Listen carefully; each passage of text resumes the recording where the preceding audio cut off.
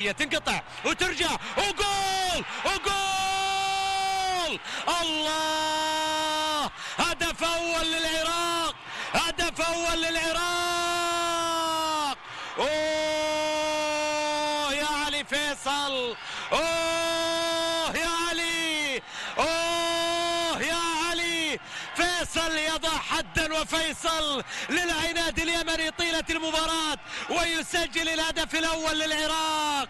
ارتفعت الرايات العراقية، ارتفعت الرايات العراقية في المدرجات احتفالا واحتفاء بالهدف الأول في المباراة. شوف الكرة مرة ثانية واصلة لعلي، علي ما يكذب خبر، علي ما يكذب خبر. عياش حاول قدر في النهاية ركلة جزاء، وقلت بأنه الأمور لن تقف عند هذا الحد حينما سجل المنتخب العراقي. من الطبيعي أنه بعد الهدف المنتخب اليمني يفتح ملعبه، من الطبيعي جدا المنتخب العراقي سيستفيد من ذلك.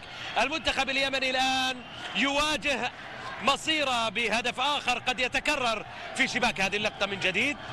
الحكم كان قريبا جدا من اللقطة الماضية، ولو أنها لقطة من الصعب أن تجزم بأنها ركلة جزاء، صعب أن تجزم وصعب أن تنفي في آن واحد. يعني يبقى معنا الزميل فريد علي بعد الاستوديو التحليلي للتأكد من قرار ركلة الجزاء إن كانت هناك ملامسة بالفعل أو لا.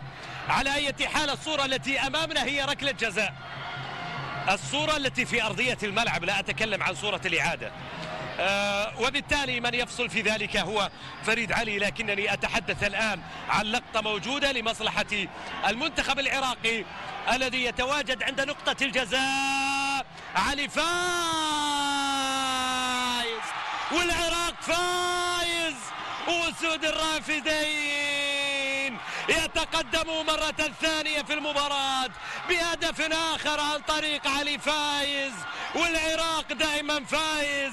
هدف ثاني من علي، علي يسجل الكرة في الشباك، علي يضع الكرة في الشباك. هدف ثاني للمنتخب العراقي. يا سلام يا علي، بكل هدوء بكل روية يضع الكرة في المرمى في منتصف المنتخب العراقي. الكرة على الجهة اليمنى، محاولة مرور ممتازة. يا سلام،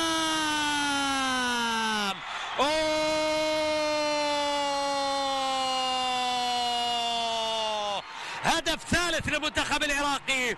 العراق بزيارة ثالثة للشباك اليمنية. الله،